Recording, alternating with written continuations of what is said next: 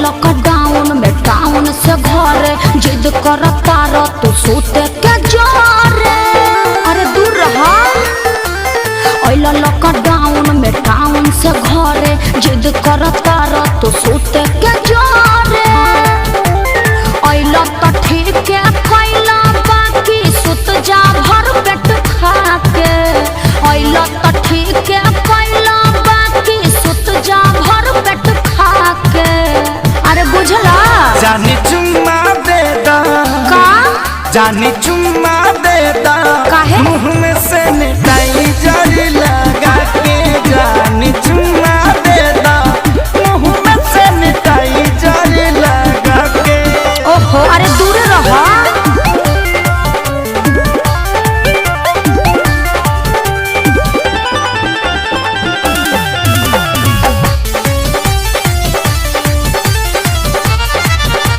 मिलल तनी छुट्टी आनी कसहु लुका के। अच्छा कटा तरल आधा पेटा खा के। का बताई अच्छा कुछ दिल ना दूर हमसे रह पिया। देहिया पाया के जनी ढह पिया। पता बा हमारा काहे खातिर आइल बड़ो गुस्सा के। पता बा हमारा काहे खातिर आइल बड़ो गुस्सा के। जौन सोचत बड़ा ना होई। जानी चुम्मा दे दा चुप रहा। जानी चुम्मा दे दा ना मनवा से निकाई जड़ी लगा के। जानी चुम्मा दे दा मुँह में से निकाई जड़ी लगा के। और जीत कहे पहले बड़ा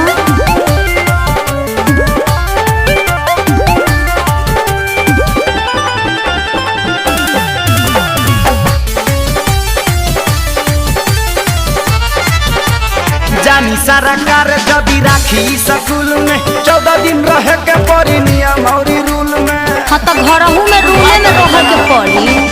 मन बना बात त खेसारी पछतैब अपने त जैब संगे घर भर ले जैब।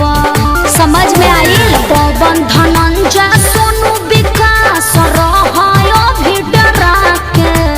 पवन धनंजय सोनू विकास रहायो भी डरा के। एगो चुम्मे के बात बना ना भगवा। जानी चुम्मा दे दा फेर उहे बात। धनी चुम्मा दे दा मुँह में से निकाई जड़ लगा के।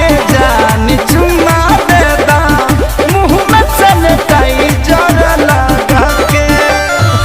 लॉकडाउन में टाउन से घरे जिद करता रह तो सोते के जोरे। तो ठीक है कैला बाकी सुत जा भर पेट खा के। तो ठीक है कैला बाकी सुत जा भर पेट खा के।